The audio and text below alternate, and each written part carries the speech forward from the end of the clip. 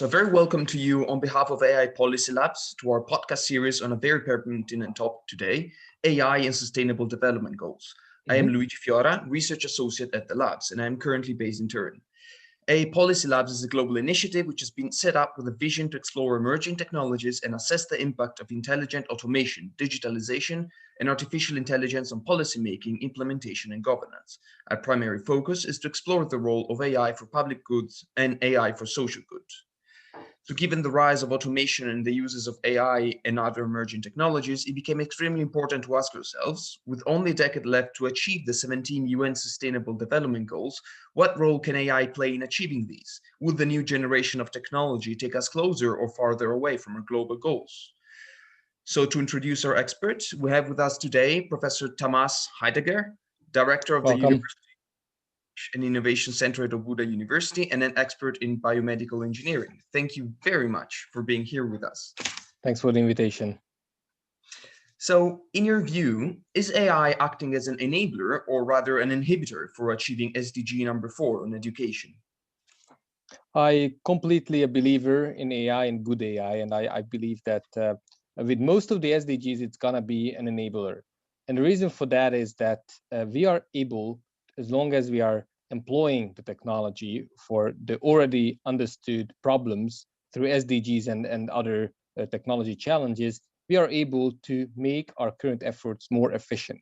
So for example, instead of, like redistributing the same educational materials, which is a really human resource intensive process, we can use AI to improve that, to adopt certain points. And it's really about the final 10% of keeping your content current, for example, or reaching masses or globally, on a global scale, reaching people which do not have traditionally access to education. AI can help us to translate, for example, materials, provide unilateral access to best materials, to provide the feedback, because a big challenge in education is that now there is no more curation on digital content.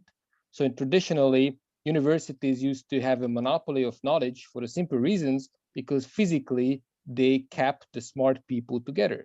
So the more knowledge was accumulating physically at the campuses, because the smart people stayed there, shared only their views locally.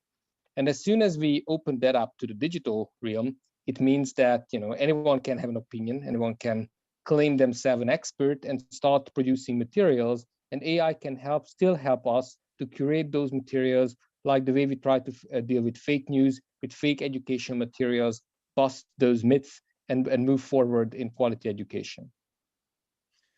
So do you think that investments in the field of AI could further increase comparative disadvantages of the communities that are either too poor or too remote to access the necessary hardware? I'm thinking, for example, of someone who does not have an internet connection or does not have a smartphone. That might in fact increase inequality, that is making better education available to the wealthier and better educated countries. What do you think? Yes and no, but if you, there's still gonna be some center of excellence, so to say, where they reserve the knowledge to the very few selected that can afford, for example, that education. But this traditional tuition-based education and tuition-based valuation of university teaching is getting out of date, so to say.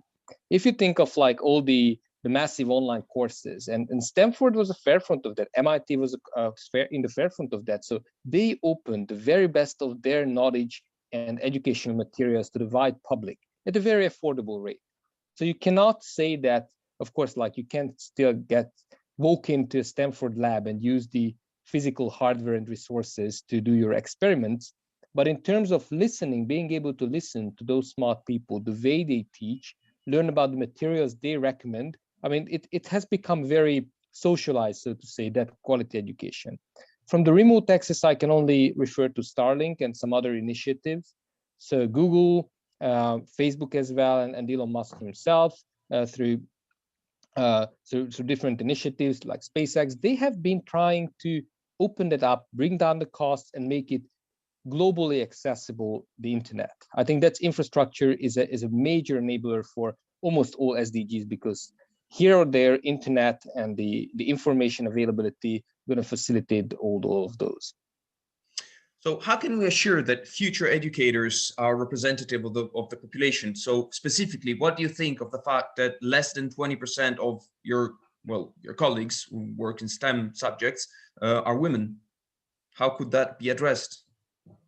I mean, that is a major cultural historical issue that we are facing. And I think positive discrimination has seen some good examples.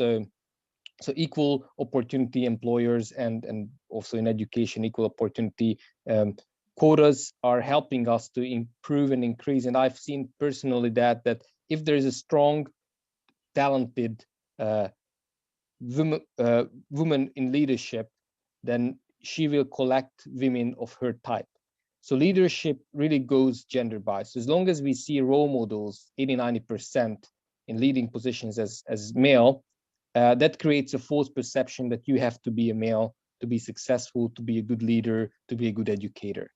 So I think we have to keep our eyes open and continuously at every single stage. So from nursery school on, we have to keep the balance and keep the focus that there is an equal opportunity. And I do understand in that aspect, locally, there can be huge variances, because if we think of certain cultures and certain parts of the world, traditionally they handle differently gender issues.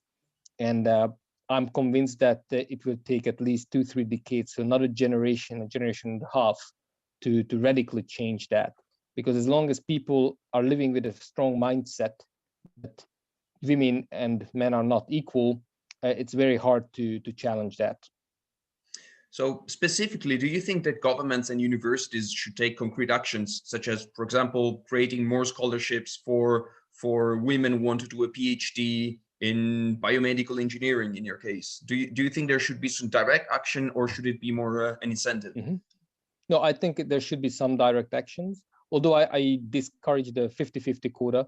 So it's not something that, I mean, there are professions that we have to understand. If not, 50% of women needs to be mechanical engineer, for example, or fighter pilot, although those are expiring anyway. But in terms of most of the IT related subject and STEM subject, I don't see that reason. So at least 30, 35, 40% of all of those engineering subjects and leaders should come from women. So the AI, in order to function properly, needs massive amounts of data, and the collection and use of this data might actually expose the data owners to risks that they were not even aware existed. What steps can be taken to mitigate these risks? I believe this is probably the biggest challenge, biggest social challenge that we are facing now regarding AI, because on a social level or society level, we are just facing that now there are already some uniquely powerful platforms, such as social media, such as certain information providers or service providers, that do generate enough data about any single individual in terms of physical location, preferences, skills, education, moral, and all these things through direct and indirect observations and data collection, that allows someone with a little malintention to really abuse that data and either make a fake ID or really you can get into trouble and find yourself in trouble. And I personally believe that AI should be used against this AI dominance. So data curation again and security gonna be absolutely important. I do not believe in personal data control. So I strongly discourage people from reserving their data. It's like you could decide to live without electricity, but it's not gonna give you a happy long life currently, because that's the way forward. The same with the information technology. The more we know about the people, we can use it to improve on a global scale living standards. Through the SDGs, we can improve the quality of living at remote places, and your personal life can be improved. Think about the medical records. And of course, I don't want to expose that to all of my colleagues, that my grandpa had any severe sickness or anything that he could transfer to me. But on the other hand, I do want to have every single bit of information recorded from my past, so that when I get sick, immediately I can get the proper treatment and cure.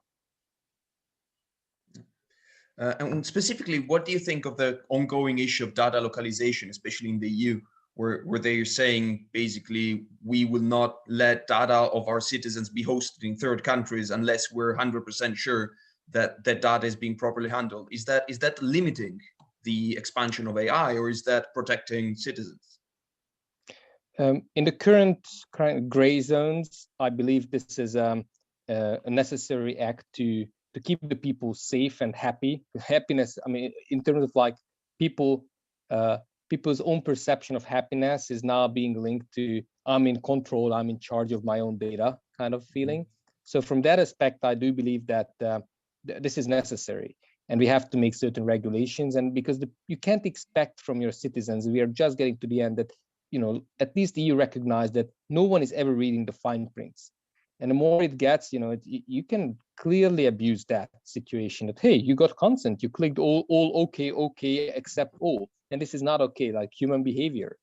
So we need, again, like AI to fight AI, and here have good solutions that you can revoke, recollect, store, and understand what's happening with your personal data. And in any case, when later on, maybe 10 years later, it turns out that, hey, I mean, you shouldn't have done this and that, you shall have control over your personal data.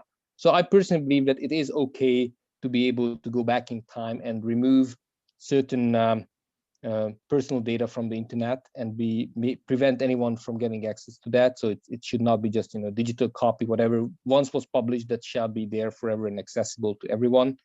But it has to have an overall control, and that control has to come the highest level above possible, because not even a single nation or one single leadership can be wise enough and benevolent enough so that it will ensure the prosperity and security of all citizens across the globe. And we are responsible. And here there are no more borders, because anyone connected to the internet, anyone connected to the global information network, going to be exposed to this effect, both the positive and both the negative effects. Thank you very much, Professor. So the interview is over. I will, look into the video, just cut out the beginning and the end, and I will be writing you as soon as it is online. So you can watch it. You can see the other people we interviewed, and we'll keep in touch. Do you try to make like an aggregated information yes. Memo or info memo, something out of it eventually? We're asking pretty much the same questions to different experts to see what the different answers are. So ideally in like a month-ish, we're going to publish a final report, basically summarizing what the most common answers are, what the outliers are, what does that say about the experts' perception about their own fields, basically. Cool. Do you need more interview subjects? We are actually working on a paper focused entirely on this subject matter, and we have authors or co-authors from all across the globe. So you're probably could be achieving a really nice diverse coverage. So I can relay you to those people, because they're very active. I'd be happy to. I'd be happy to. Okay, good. So I will just introduce you, because for data privacy it should be an open invitation, or like vice versa. So I will just, if you allow me now, then I would then share with them the invitation I received from you. Yes. So that they can see what it is about, and then they can decide if or you can reply to all and see like, okay, ladies and gentlemen, like whoever is willing to be part of this, like please reply to me. Okay. Yeah, that's very kind of you, actually. Thank you very much. No, I appreciate your efforts, and I think you have to educate people. I mean, there is so much bad buzz and like fake news out there, and there are real threats. So I'm not a absolute optimist, but I think that the community needs first to be educated, and then we can really manage those risks and create some balance in the force. That's how it should go. All right. So thanks for the interview, and thank you keep very much. In touch. Yeah. Okay. Have a good one. Goodbye. Bye. Have a nice day. You too.